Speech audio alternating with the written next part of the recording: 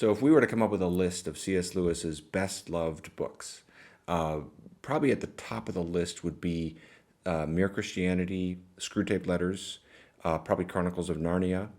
And then I don't know exactly how to do this, but if we were to come up with like three tiers, maybe tier two would probably be like The Problem of Pain, Miracles, The Great Divorce, maybe Surprised by Joy, things like that. They're not quite as popular as but they're still well known. And then you could think of a lot of things he wrote that would be really further down, like tier three, things that really aren't as well known. His poems are not well known. Some of his academic works.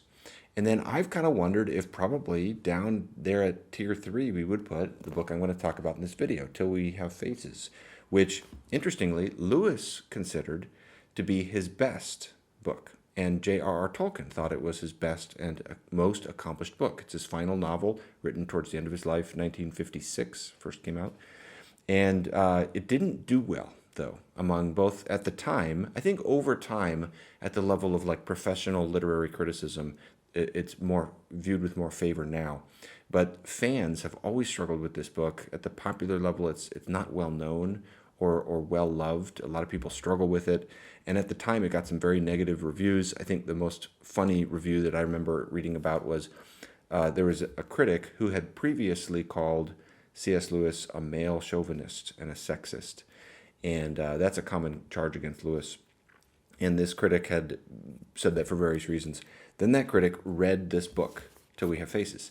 The critic didn't know who the author was. And the critic's one observation was whoever wrote this book must be a woman, because the book is told from a female narrator's perspective. And the critic said, basically, no male author could ever understand the world from a female point of view as the author of this book does, which I just thought was funny, having previously accused Lewis of being a chauvinist. And that is an interesting aspect of the book, kind of that, we'll talk more about that. But even among his, the Zaleskis have this great book, which, along with Alan Jacobs' book, is one of my favorites in terms of books about Lewis. And they say in it, Till We Have Faces remains for all its brilliances the Lewis novel most readers turn to last and slog through with grudging admiration. So, and I found that to be true. A lot of people read it and they think, what is going on with this book? There's not a lot of studies on it. There's this book by Peter Shackle that he's written on it, but I don't find a lot of secondary literature on it. I've often thought there's a space for that. In fact, I've had the thought, lately I've been more into philosophy, so I don't think this is true anymore. But if I could go back and do my education all over again, I would want to write a dissertation on Till We Have Faces. I think there is so much to explore.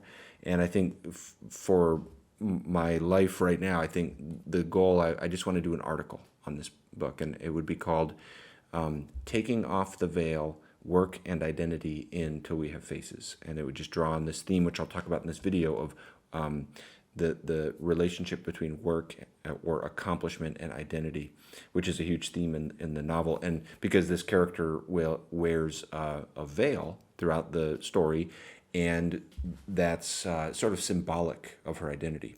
In fact, the original title of the book was Bareface, but the publisher didn't like that.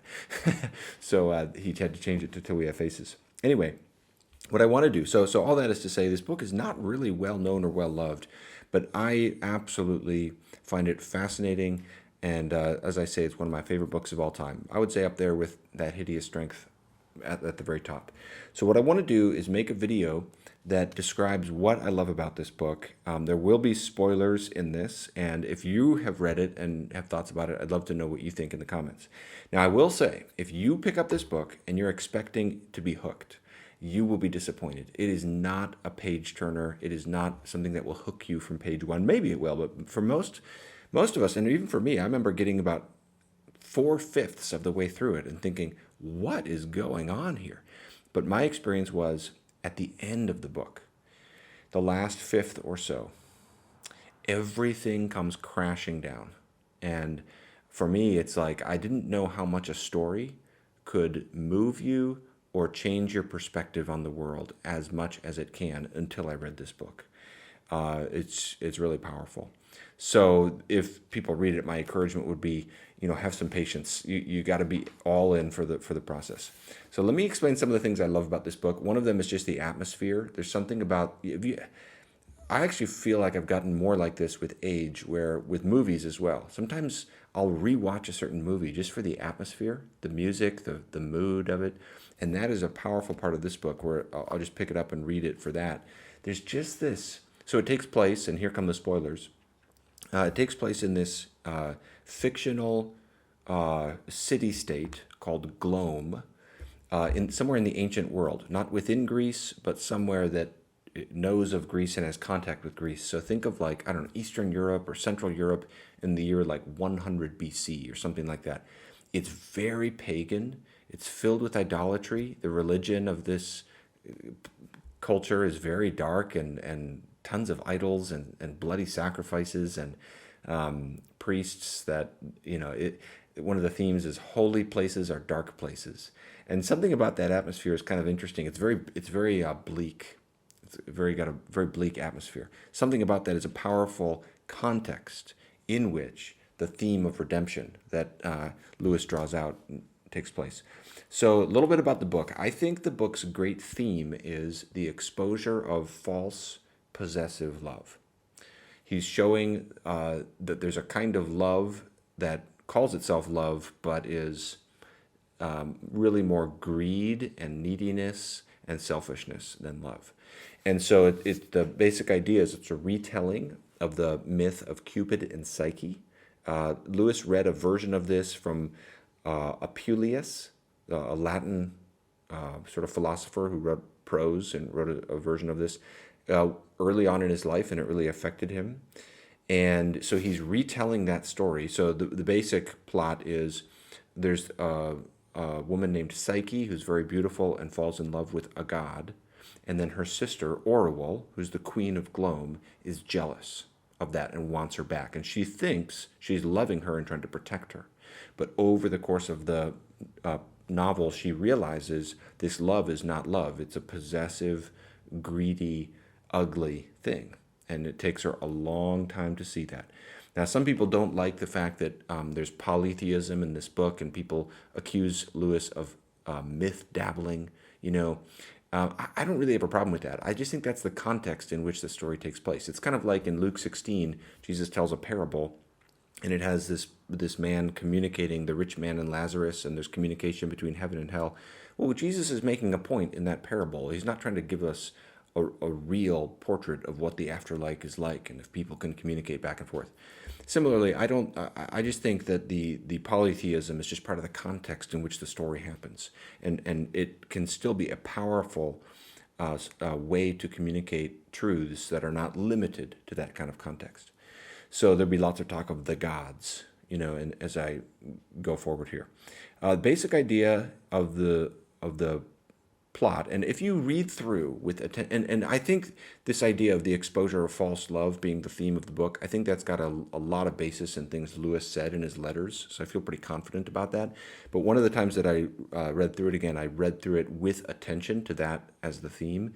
And I really think there's a lot of textual evidence for that. You see that, for example, towards the end of the book. So the book comes in two sections, book one, book two. Book one is the longer one. Book two is very short. She starts off book two basically saying, I need to rewrite this book, but I'm too old, I'm about to die, so I just have to add on a little bit. And so towards the end of that section, book two, she's making this complaint against the gods, and she says, talking about Psyche, she was mine. Do you not know what the word means? Mine. And she's going on and on. And that really is the problem. That really is, I think, the main theme of the book. This kind of love that is possessive of the person being loved. And so if you read through with attention to that, you see all kinds of evidence for that. One of the ways you see that is other characters showing a more beautiful, sacrificial, real love that contrasts with that. So there's another character who realizes he was wrong to beg Orual to do something for him, and he says, I was wrong to weep and beg and try to force you by your love. Love is not a thing to be so used.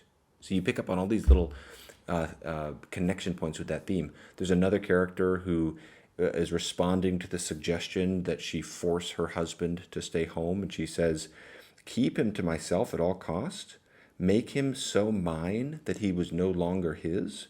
Queen Orwell, I begin to think you know nothing of love. Perhaps you who spring from the gods love like the gods, like the shadow brute. They say the loving and the devouring are all the one, aren't they? That's a pretty vivid way of making the point.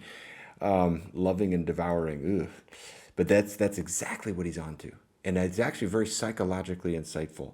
So like a scenario that I think he has in mind is like, say there's a husband and wife who have the same viewpoint about religion, for or against. One of them has a dramatic conversion. They go the opposite way. Now the other one, who's still in the same place, who hasn't changed, what do they do about that? And in their efforts to protect and pull back the other person, that's the kind of scenario that Orwell is wrestling with her love with Psyche. And so there's lots of other examples of this, but I don't want to get too bogged down. The one other I'll mention of just this exposing of false love that you see throughout the book is Orwell herself falls in love with someone named Bardia. And eventually she comes to see that her love for him was not a real love, it was a possessive love. And she says, my love for Bardia, not Bardia himself, had become to me a sickening thing. I had been dragged up and out onto such heights and precipices of truth that I came into air where it could not live. It stank, a gnawing greed for one to whom I could give nothing, of whom I craved all. So I think that's the main idea here. The solution at the end of the book, when she comes full and she finally realizes and she changes, and her words to Psyche are so powerful. She says, never again will, she falls at her feet and says, never again will I call you mine, but all there is of me shall be yours. Now, that's the main idea, but that's not why I love the book. I think that's the main theme, but there's two things about this book that mean so much to me that I think are also going on, maybe sub-themes or just more general things, and I want to talk about those to finish the video. So the first one is the theme, and that's what I mentioned earlier in terms of my academic interest of writing on this, the theme of work and identity. So basically what happens is this. Queen Orwell is, she's not the queen at the beginning. For the majority of the book, she's the princess, and her father, the king, is very cruel and hates her. And she's not expected to become the queen. So she's this very powerless and marginalized person. And she's constantly like complaining and feeling left out and so forth. Her father's violent to her and cruel. And then suddenly she becomes the queen through this change. And she uses her queenship to try to fix her problems. She's an incredible queen. She wins a duel against someone. She has all these successful wars. She expands the kingdom dramatically. She, reforms the slave system in her kingdom. She does all this accomplishment. She's incredibly accomplished. But all of her accomplishment does nothing to heal the problems with her, to give her an identity, or to deal with the issues. So early on, this is where the theme of the veil comes in. Early on in her queenship, she starts wearing a veil.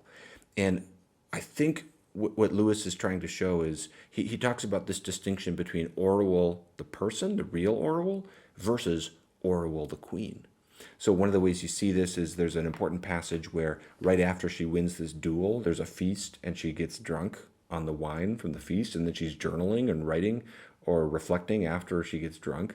And she says, I am a great queen. I have killed a man. I am drunk like a man. The king's dead. He'll never pull my hair again. A straight thrust and then a cut in the leg. That would have killed him. I'm the queen. I'll kill Orwell too. You see, she's trying to deal with her stuff through this sense of accomplishment.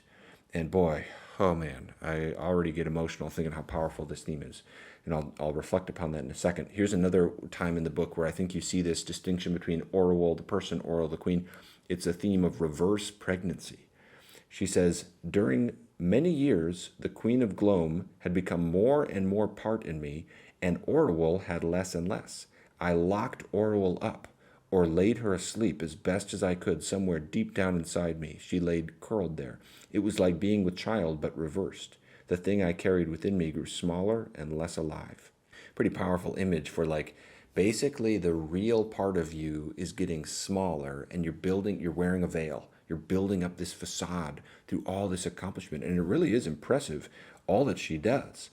But there's a scene at the very end where she has a vision and she sees her father again after, and it says, instantly, Orwell, the queen, was gone.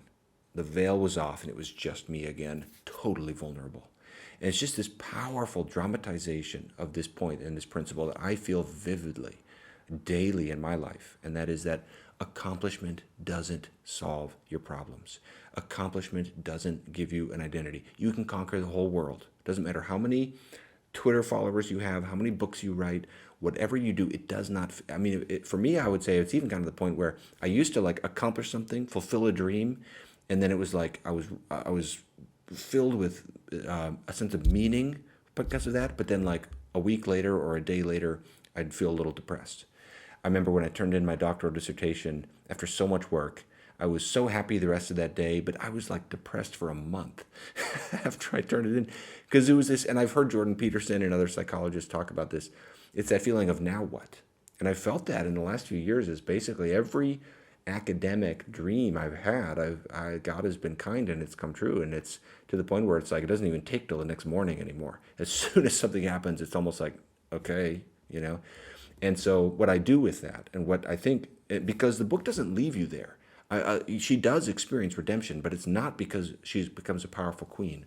So what I say from all that, and what I draw from that is accomplishment and productivity is a wonderful thing. Ecclesiastes talks about when that fills your heart with joy, that's great. But it's got to come out of the overflow of what your heart is already full with. So I try to make it my ambition before I get on Twitter and say anything, before I minister to someone, pray for someone, I've got to get my heart full in Christ. And that stuff has to be the overflow. If you're looking to your accomplishments to fill you or to solve your problems or to heal your wounds, it just will not do that. And there's just something about the way that that's dramatized that is so powerful in this book. Now here's the second theme, and this is the one where it's most powerful, and I'll probably get choked up reading these passages because it's just so vivid. It's one thing to know these ideas in the abstract, but to see them dramatized is so powerful. So although false possessive love and the exposure of that is the particular form that Orwell's redemption takes, there's a more general principle of just she's transformed, she's redeemed. She goes from, it's like what Jesus talks about being born again. She goes from one way of looking at the world to a completely different way of looking at the world. So I mentioned how there's these two themes in the book, right? Two themes, two sections of the book. There's book one, book two. All of book one is a complaint against the gods. It starts off saying, I am old now and have not much to fear from the anger of gods. That's the first sentence of the book. And she's going on saying basically, like, what can they do to me? I'm about to die, And so she's just letting the gods have it. She is just filled with enmity and hatred and bitterness and rage against the gods. And here's what's so powerful. You start to sympathize with her. Over the course of this book, you start to kind of see the world through her eyes. Now, I just learned right before making this video that Lewis attempted to write this book twice before he became a Christian. And in that frame of mind, he was writing genuinely defending Orwell's perspective, though maybe not by that name at that point. And he wrote a letter in 1955 where he said basically he'd been thinking about this myth for 35 years. He read this from Apuleius, whatever, in his 20s, and it was in his imagination for so many years. And so what he's writing here, and he said in this letter, in 1955 letter, he said he imagined ever since he first heard this story as a non-Christian that Orwell was right and the gods were wrong. And that is what comes through so powerfully. You feel a sense of the self-justification, the anger. You really identify with Orwell. Lewis really paints that sympathetically. You feel how in her mind, her love of Psyche is heroic. In her mind, she is totally justified from feeling that something was taken from her. And I think you see something of Lewis's pre-conversion mentality. And that is why it is so powerful when at the end of the book, she goes through this dramatic turn and everything comes crashing down and she discovers, it's self-discovery and self-awareness, and she realizes, I'm the problem. All my life I've been filled with enmity, and now finally it's like the scales fall off and I can see I'm the problem. The gods don't owe me an explanation. I owe them an explanation. Now, the theological category for that, I think, is just, we call that, conversion, conviction of the Holy Spirit. But to see that dramatized is so poignant and so powerful. So let me read these passages. One is where, her whole complaint has been that the gods don't answer us. And again, it's where you sort of sympathize with her, because she's saying, why don't they ever say anything? Why don't they just give us an answer? Everything is so murky and vague. Why don't they just speak clearly? And I think you can sympathize with that. In my forthcoming apologetics book, I share a journal entry from when I was in college, from when I was asking that question. We're studying existentialist literature and kind of feeling like, yeah, why? The existentialist idea that we're just hurled into existence. And it's like, yeah, why doesn't God make it clearer? Someone can sympathize with that. And towards the end of the book, she says, I saw well why the gods do not speak openly to us, nor let us answer. Till that word can be dug out of us. Why should they hear the babble that we think we mean? How can they meet us face to face till we have faces? By that word, there's of course where the title comes from. It's my favorite passage. By that word, which is talking about what we are saying in our deepest souls to God over and over and over, but what sometimes takes us a lifetime to even understand that that's what we're saying. And she experiences redemption of realizing, oh, that's who I am. And then the second passage is from the very end of the book and how the book ends. And she says, I ended my first book with the words, no answer. I know now, Lord, why you utter no answer. You are yourself the answer. Before your face, questions die away. What other answer would suffice? Only words, to be led out into battle against other words. And then she says, long did I fear you. And then the book ends with her dying while she's writing. It's kind of, and then someone else comes up, finishes, and explains that. It's kind of an interesting ending to the book. But oh man, to see that dramatized, this sense of, the completeness of the turn from God owes me an explanation, how dare you, to God, you're right and I'm wrong. And something about the aroma of that, the quality of that, the atmosphere of that reminds me of Christian conversion and the fundamental turn that I believe is the deep need of every human soul. To go through that process that I think Jesus would have spoken of as being reborn, of turning from a state of enmity towards God to a state of submission and reception before God, and recognizing God's not the problem, I'm the problem. And as much as that is a painful thing to embrace and a difficult thing to embrace, I think C.S. Lewis would say that is the pathway to all joy, and joy unspeakable.